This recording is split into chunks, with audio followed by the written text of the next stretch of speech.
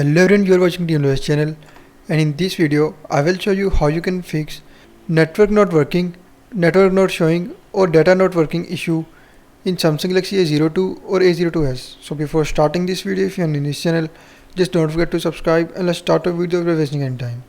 So to fix network or data not working issue in A02 or A02s, first of all you just need to go to settings and then follow your step as I am showing you in this video.